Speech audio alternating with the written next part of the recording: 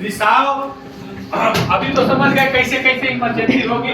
इसमें मैंने एक सिर्फ डाला है कि क्लोरीन का जो अगर रिसाव होता है उसके दौरान थोड़ा अपोजिट है, ठीक है ना। क्लोरीन का जब रिसाव होगा, ठीक है, तो क्लोरीन का रिसाव दो जगह से होगा। कहाँ कहाँ से होगा, कौन बताएगा हाथ उठा के?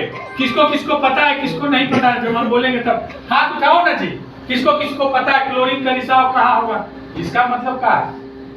हाथ उठाइए, किसको पता है किसको नहीं पता है? एसके सिंह आधा उठा रहे हैं, आधा नहीं उठा रहे। क्लोरीन का रिसाव कहाँ से होगा, इतना ही आदमी को पता है, बाकी को नहीं पता। अरे बोलिए नहीं पता है। क्लोरीन का रिसाव दो जगह से, एक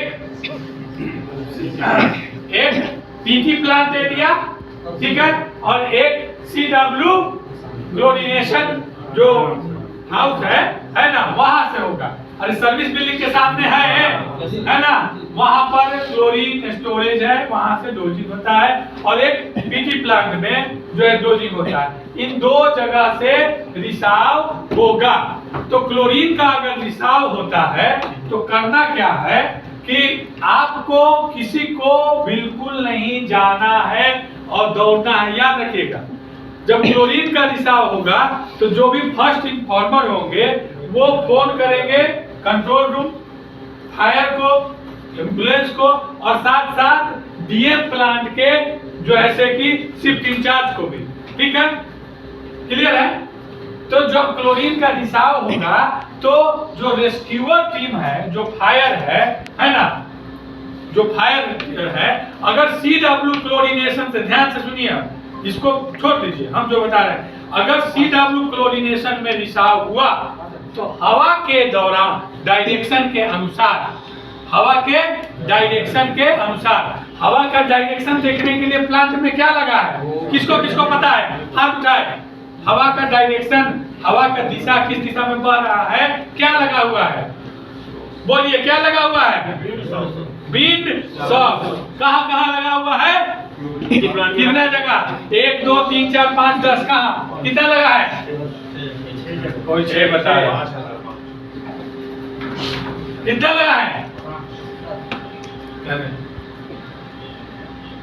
अरे 5 है ना? 5 है सर। अरे CW chlorination, ESP control room unit 2, एक पीटी प्लांट 3, एक सीएचपी क्रशर हाउस टॉप 4, और एक फायर स्टेशन 5। प्लांट में आते जाते सब कुछ है, आप लोग देखेंगे तो समझेंगे कि है क्या, ठीक है ना। तो हवा के डायरेक्शन के अनुसार जो रेस्क्यूअर टीम कौन है? रेस्क्यूअर टीम कौन है? कोई बोल ही नहीं रहा तो। अरे रेस्क्यूअर टीम कौन है? फायर है।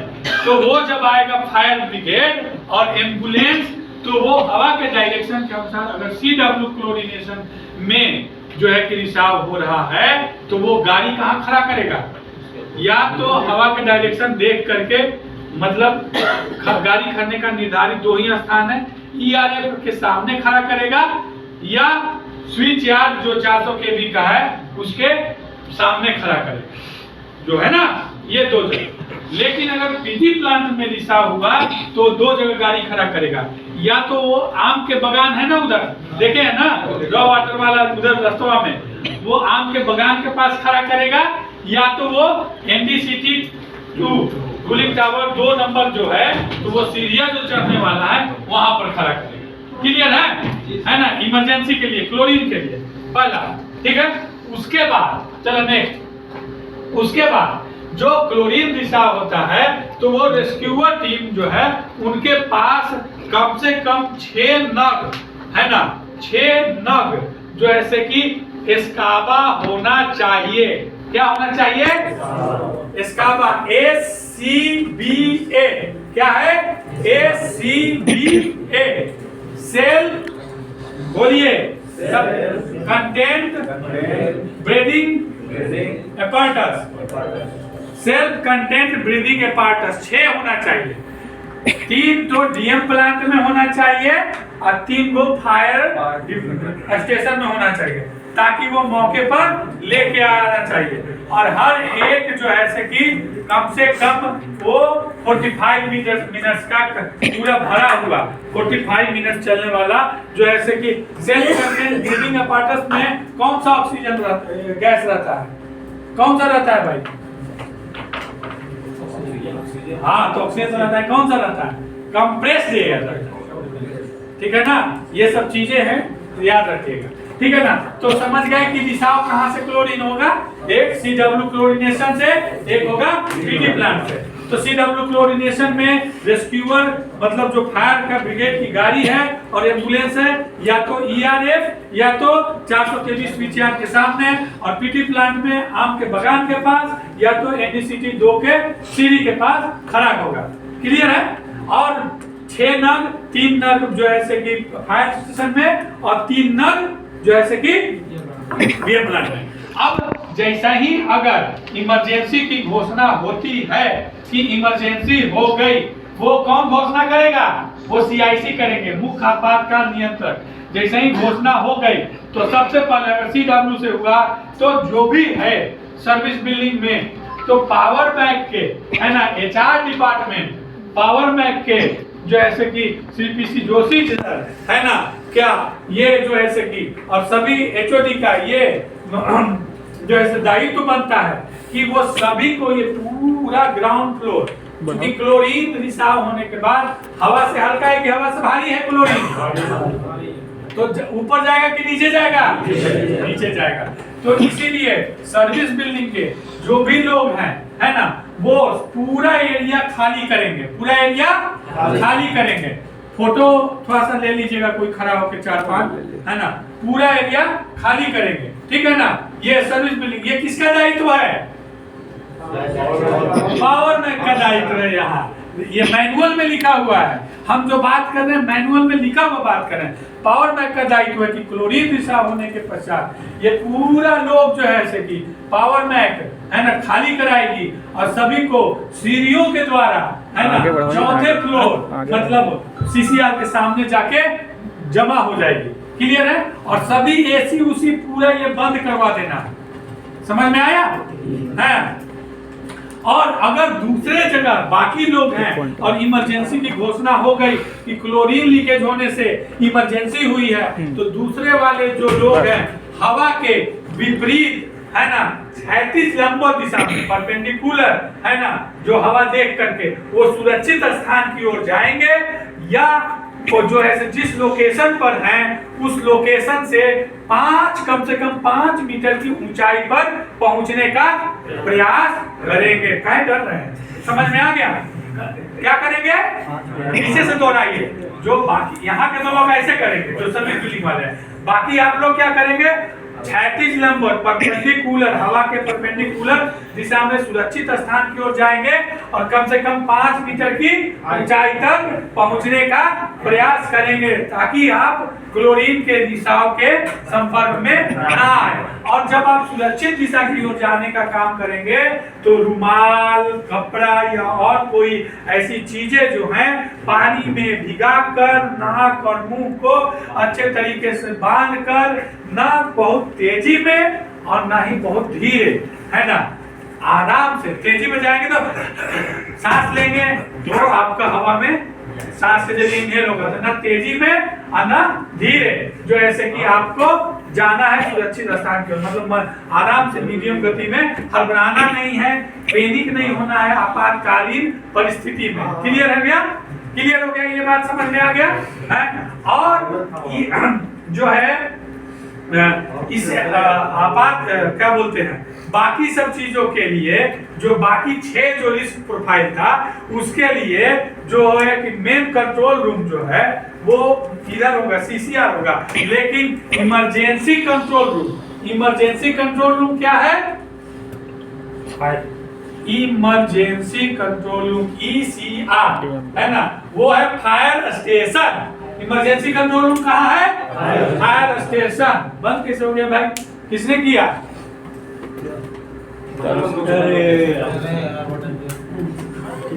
इमरजेंसी कंट्रोल रूम जो है फायर स्टेशन है। इमरजेंसी कंट्रोल रूम क्या है? Fire station. ये जो ऐसे कि क्लोरीन के रिसाव के दौरान करना है। क्लियर हो गया बात? ठीक हो गया। अब जब बाकी आप लोग सुरक्षित स्थान क्षैतिज लंबवत कहाँ जाएंगे? असेंबली पॉइंट में जाएंगे। असेंबली पॉइंट कितने हैं? 6। प्लांट परमिसेज में, मतलब प्लांट के अंदर और प्लांट के कॉलोनी एरिया मिला के टोटल 7 हैं। तो 6 प्लांट के अंदर है। तो पहला कौन सा है? हालांकि छोटे छोटे असेंबली पॉइंट भी बन गए हैं, याद रखिएगा। हर डिपार्टमेंट के जो है ऑफिस के बाहर असेंबली पॉइंट का पॉइंट दिया गया है, याद है ना आपको? आपको देखिएगा तो एचपी में भी है, डीएक्सआर में भी लिखा हुआ है, सीएचपी में भी लिखा हुआ है। लेकिन जो बड़ा बड़ा असेंबली पॉइंट, नजदीकी का असेंबली पॉइंट के साथ बड़ा बड़ा असेंबली पॉइंट, एक है कूलिंग टावर 1 नंबर के फील्ड के पास। ये असेंबली पॉइंट का मतलब होता है एकत्रण स्थल। समझ में आया? क्लियर है? एकत्रण स्थल एक है कूलिंग टावर 1 नंबर के पास। दूसरा हो गया चिमनी के पास, है ना? ठीक है, फील्ड वाला। चौथा हो गया एलडीओ एचओपो डे टैंक के पीछे वाला एरिया, है ना? तीसरा हो गया। चौथा हो गया जो क्रशर हाउस है उसके पीछे वाला बैक साइड वाला एरिया, है ना? 4 हो गया। 5वां हो गया जो क्वालिटी कंट्रोल और जो है प्रोजेक्ट ऑफिस, वो फायर स्टेशन के पास जो आम का बगान है वो एरिया।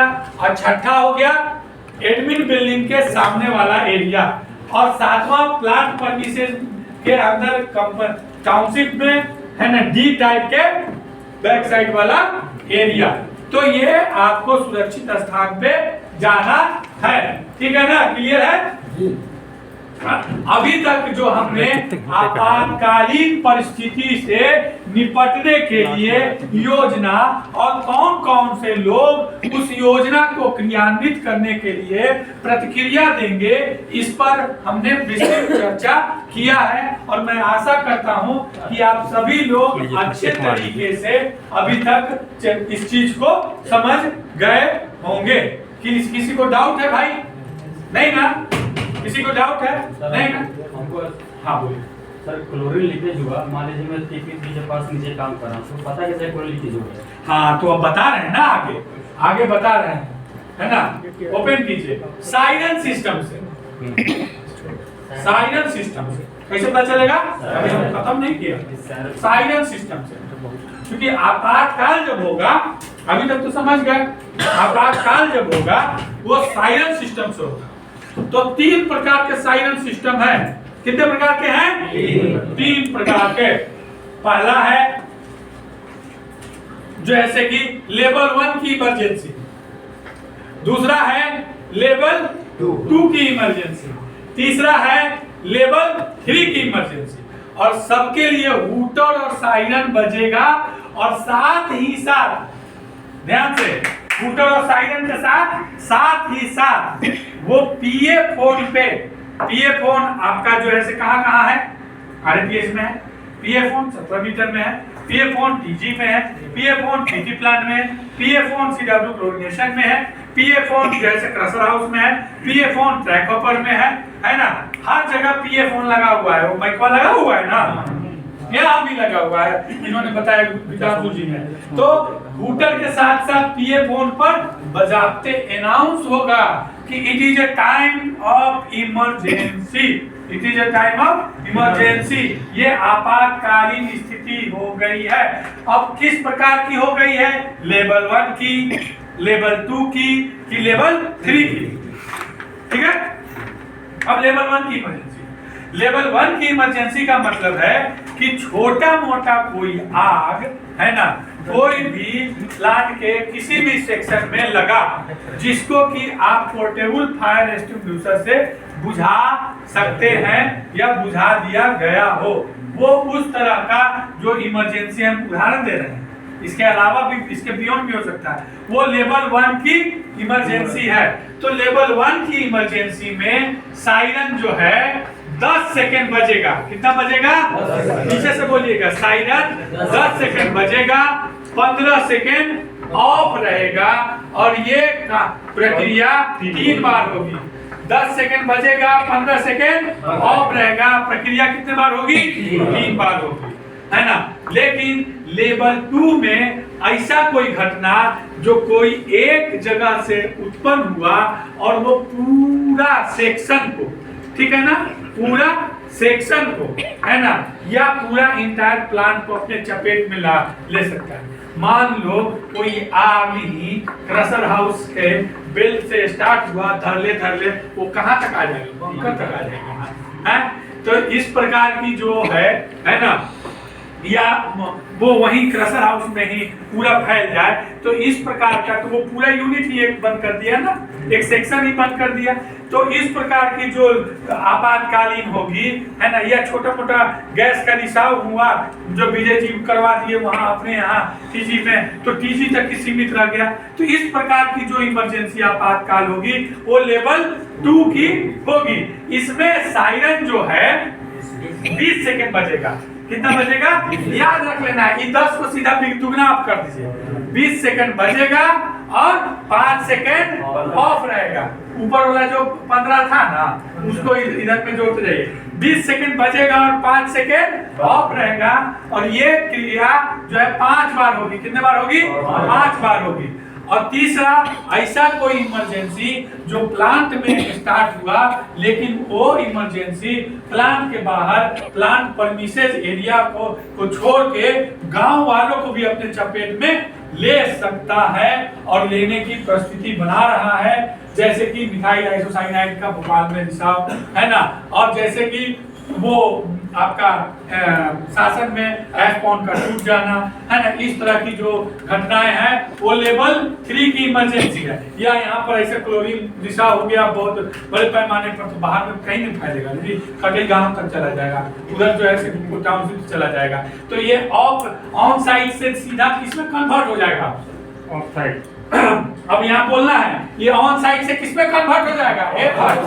ऑफ साइट में। तो खाली जेपीबीएल के अधिकारी से निपटने वाला है, अब उसमें डीएम को भी लगना पड़ेगा, है ना, नहीं तो पूरा गांव वाले जो है तलवार लेके आ जाएंगे, सबको एक करके मार देंगे, नहीं है। तो वही है। तो ये लेवल 3 की इमरजेंसी है। क्लियर है ना? तो लेवल 3 की इमरजेंसी में सायरन जो है 25 सेकंड बजेगा। कितना है? 10, 20 और 5, 25 सेकंड सायरन बजेगा, 5 सेकंड ऑफ रहेगा। और ये प्रक्रिया जो है 8 बार होगी। 8 बार मतलब समझ लेना है, अब इससे बड़ा इमरजेंसी नहीं हो सकता, है ना। और साथ में साथ पीए फोन पर भी अनाउंसमेंट होगा। आपका क्वेश्चन का क्या मैंने जवाब दे दिया? आप लोग सभी लोग क्लियर हैं? ठीक है ना? अब जब इमरजेंसी हुई, तो जब योजना बनी है, प्रतिक्रिया हुई, उस पर एक्शन लिया गया, तो वो बात खत्म भी तो न होगी। जब खत्म होगी तो उसके लिए सायरन लगातार 3 मिनट तक बजेगा। लगातार 3 मिनट तक बजेगा। दैट मींस इमरजेंसी को। चलिए नेक्स्ट चलिए। अरे विकास कहाँ है? वही है, बीन सॉक्स के बारे में मैंने बताया था, और बीन सॉक्स के बारे में 5 जगह है, मैंने बताया, पहले ही चर्चा कर लिया। नेक्स्ट हाँ, ये कुछ शॉर्ट फुल फॉर्म है जो कि आपको ये होता है, जैसे क्लोरीन, अमोनिया और दूसरे चीज पीपीएम में रिलीज होता है, पार्ट पर मिलियन, ठीक है ना।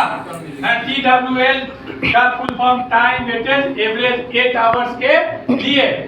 STEL ये आप याद रखिएगा, अभी आपसे सिंगरौली सेफ्टी वीक में पूछेगा सब, वो सब अक्सर on site emergency spot quiz competition में पूछता है। STEL short term explosive limit, ये हर 15 मिनट के लिए होता है। और जो भी जो डीएम प्लांट और बीओपी के हैं, उसके अलावा सीएचपी वाले, बीटीजी वाले, ये सब याद रखिए। MSDS पीछे से बोलिए, मटेरियल सेफ्टी डाटा शीट, है ना, हर वो केमिकल, हर वो चीज का होता है। और ये मिथाइल आइसोसाइनाइड, जिसको MIC बोलते हैं। और ये हो गया एस्काबा, SCBA, self content breathing apparatus, ठीक है। तो आज हम लोगों ने जो टॉपिक कंप्लीट किया वो था नेक्स्ट, वो था on site emergency response plan और emergency due to chlorine leakage. और मैं आशा करता हूं कि यहाँ पर जो लोग भी उपस्थित हैं उनको मैंने अपने प्रशिक्षण के द्वारा पूरा मैसेज है ना on site emergency response and plan आपातकालीन परिस्थिति योजना और प्रतिक्रिया के बारे में जानकारी दी। अगर किसी को संशय है तो वो बोल सकता है। किसी प्रकार का संशय नहीं ना? नहीं, ठीक है भाई।